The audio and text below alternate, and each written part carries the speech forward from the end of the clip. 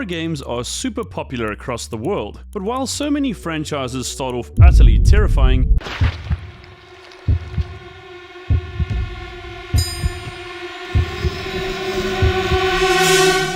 over time, they tend to move away from their roots and become a lot less frightening. But why is this the case? Let's talk about the horror gaming genre in general and take a closer look at some franchises that have lost their edge over time. I think whenever we talk about horror, we have to talk about what is actually scary to people. And no, I'm not talking about the ultra cheap and overused which is generally employed to some effect in every horror and completely overused in countless others. This is a gimmick that just exploits people's sensory fight or flight response and, in some cases, does little or nothing to amuse audiences, especially when more discerning horror fans try to guess when jump scares will happen. And if you're a horror movie veteran, you should be able to predict it perfectly almost every time. For me, what is scary is when the familiar becomes strange or foreign. Why are haunted houses a staple of the horror genre? Because home is supposed to be the most familiar place, and when that place is haunted or tainted by something, it no longer serves as somewhere we can rest and take refuge, but rather something that causes us to feel afraid and vulnerable. When something that was once ours no longer is, and may never be again, that is true horror. Anyway, I actually think one of the main reasons horror gaming in general has become less frightening is that it's become more realistic. Now that might sound odd to you, but something about low-poly PS1 era games like Silent Hill and Dino Crisis are scary because their primitive blocky graphics and low-res backgrounds give the games a distinctly nightmarish quality. We know it's not reality, but because it feels otherworldly or like something vague we might recall in a memory, it's more personal and therefore more frightening to us. And this brings me to my next point. The best horror games have a prevailing sense of dread. You don't know exactly when something bad is going to happen, but you know for a fact that it's going to happen sooner or later. What I'm talking about here is the playoff between certainty and uncertainty. For example, in Silent Hill, everything is palled in a grey fog, and you basically can't see the world around you or detect enemies via line of sight. In fact, the only way you can tell when an enemy is near is that your radio starts emitting a very unsettling crackling noise and the music picks up. So you know something is there, but have no idea where it is. Similarly, whenever the other world manifests, the fog disappears and it begins to rain. Everything around you starts to decay, revealing broken tiles, rusted floors, and iron fences, and the creatures you encounter are somehow even more awful than before. For a game with low graphical fidelity, there's no doubt that, even today, the first few Silent Hill games are really terrifying. And there's no doubt that music and sound design play a central role in making horror games scary. Again, Silent Hill comes to mind, but I actually want to talk about this track called This Place is Deserted Though from the original Dino Crisis.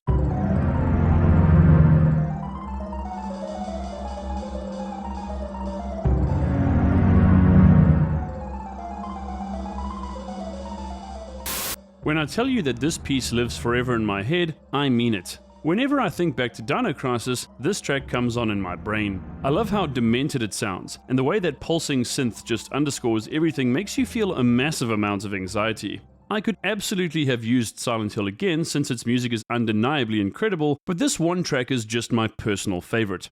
Naturally, sound design also plays a major role here. Whether it's rattling chains, creaking doors, the sound of the ocean in the background, or some abomination crawling around in the walls, great horror games never really let you feel any sense of relief and keep you on your toes at all times. When doors open, they moan and squeal. When you walk across a metal floor, you hear the sound of your footsteps, knowing that any nearby enemy is now aware of your presence. Sound design and music are everything in a horror game, and when done right, the results are astounding.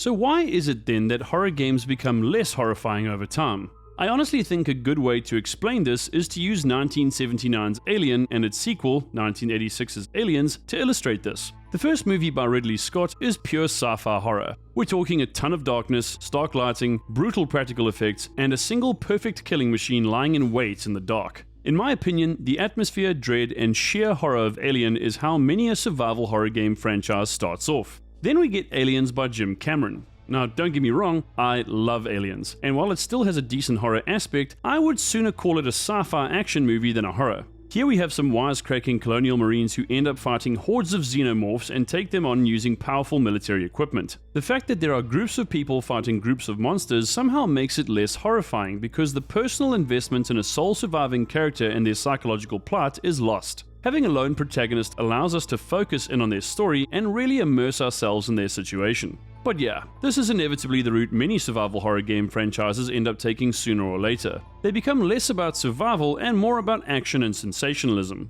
Unsurprisingly, this makes me think of the Resident Evil franchise, where the first 3 titles were survival horror and easily some of the scariest games out. Resident Evil 3 Nemesis scared the pants off of me. Being chased around by Nemesis and facing off against hunters was more than enough to induce a state of borderline panic in me. But while Resident Evil 4 is held aloft as the best Resident Evil game ever, many fans of the original games actually consider it too much of a departure from the survival horror aspect for it to be recognized as a Resident Evil game in the truest sense. In other words, Resident Evil went and pulled an Aliens.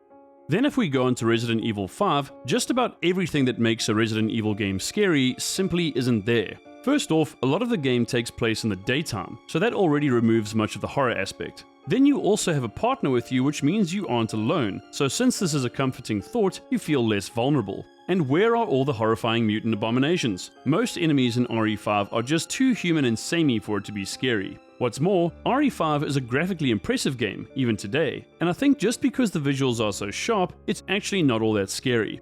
RE5 is a great third-person action shooter with some horror elements, but is it scary? No, not at all.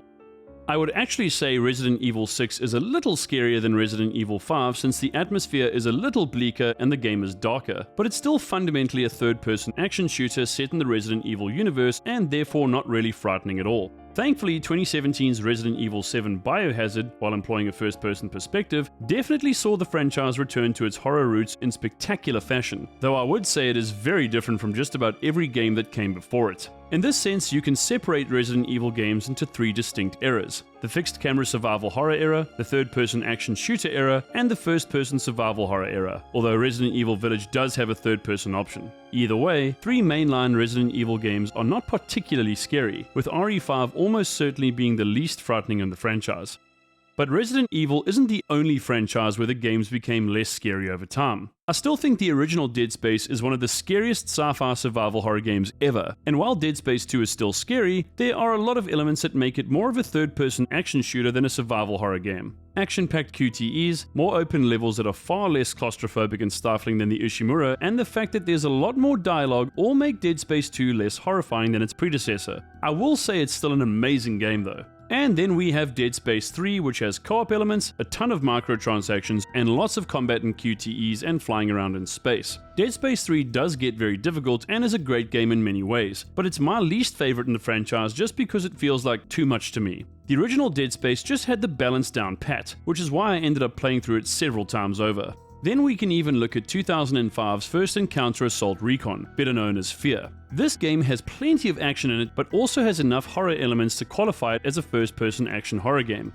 Again, F.E.A.R. just has an amazing balance of combat, dark environments, hellish dream sequences, and sci-fi horror elements that make it a singularly unique experience and, dare I say, a masterpiece. F.E.A.R 2 and F.E.A.R 3 lost this balance and leaned way harder into the first-person action game thing. While I won't call them bad games, they don't come close to the tension and intensity of the original F.E.A.R, and that's a damn shame, because F.E.A.R definitely deserved some truly artful sequels, and we just never quite got that. I'm going to cap this off by talking about the greatest tragedy in survival horror gaming, Dino Crisis. The first game is one of the most frightening and memorable titles I have ever played. But what in the hell was Dino Crisis 2, and more particularly, Dino Crisis 3? You know what? You tell him, Marlon. Look how they massacred my boy. And because of these miscalculations, Dino Crisis is no more. It's actually a crime that this series hasn't been rebooted, but I think many of us have just lost hope. There are still scary games out there, and some really good ones, but it seems some horror gaming franchises are doomed to lose their edge and never ever return. And that, my friends, is a deep and terrible tragedy indeed. And so here ends today's video, everyone. What did you think of this analysis? And are there any horror game franchises you loved that became less creepy and terrifying over time? Let us know in the comments. Be sure to smash that like button and subscribe to the channel for daily gaming, VR, and tech content. From me and the crew, thanks for watching, and I'll see you in the next video. Later!